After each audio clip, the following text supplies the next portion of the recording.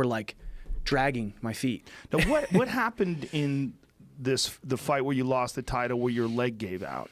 I stepped back, rolled the ankle, pinched that nerve, and then my foot just went straight. So from rolling the ankle, that's what did it? That's what pinched the nerve? Yeah, you see where I stepped back? Yeah. And I thought like something had broken, like a ligament had given out or something like that. I had no idea. I wish I would have had the hindsight to just not chase. I mean, I have this thing where I love to hit people and run at them and like go in for the kill, which has worked very well for me in my career.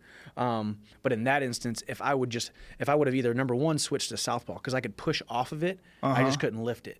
So I wish I would have switched to southpaw, or I would have just planted myself in the middle of the cage and waited for him to keep throwing kicks, and I would have kept handling. I mean, only one punch really got landed in that entire fight, and that was me dropping him. Now, when that happened, how long did it take before your legs started working again? Oh man, it was scary, man. I mean, two weeks later, or 7 days later, I ran 5 miles. So 7 days later. 7 days later, but for about 3 days, I looked down at my foot, and my brain was telling me to lift my foot, and nothing was happening, man. I thought it was a scary time. I mean, luckily, so you were wondering whether or not you had permanent nerve damage in your foot. Yeah, and I got a great staff around me. I mean, my manager has hooked all of us up with Sanford Medical up in Sioux Falls, South Dakota. Dr. Reeves, orthopedic surgeon. Dr. Troy Gus, neurosurgeon. And what did they say when they looked at it? He just said you just have pinched nerve. Basically a pinched nerve. Whenever you did that, and it just that is bam. crazy. I've never seen that before. Yeah, it was unfortunate. It was horrible, you know, but it was just one of those things. And that was I'm on a 6 out of 7, and that was my one loss. So yeah, that was a weird one too, because it was a fight where, you know, it was kind of just getting going. And when your foot started doing that, I remember watching it going, whoa, is his ankle broke? Like, what's going on here? This is weird. Yeah. I mean, and it's one of those things too where, you know, I've talked to Big John about it. I've talked to Herb Dean about it. I've talked to all these guys. I'm like, man, would you have stopped that fight? And then they're both like, man, it looked really bad. You know, it looked bad. But you're still up and you're conscious. I was still up and conscious, and I wasn't taking damage. Like I could imagine, like, you know, I mean, what's his name? O'Malley hurt his foot, and he was like, he couldn't even walk, and he was falling down, and he was about to start getting beat up. Like, I was still on my feet. I was still fighting. Did it look really bad? Did it look like a wounded deer out in the middle of a field? You know, like, of course. But, you know, I always say, like, if this was back in the Viking days and, you know, you chop one of my legs off and it's me versus him to the battle of the death, I'm still winning that fight 10 times out of 10.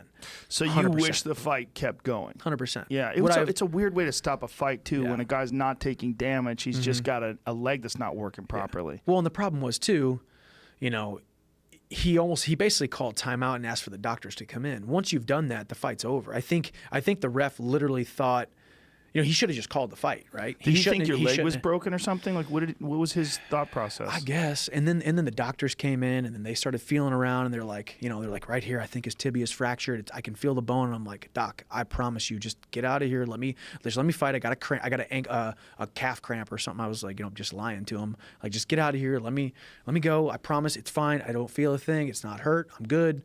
And then they stopped the fight.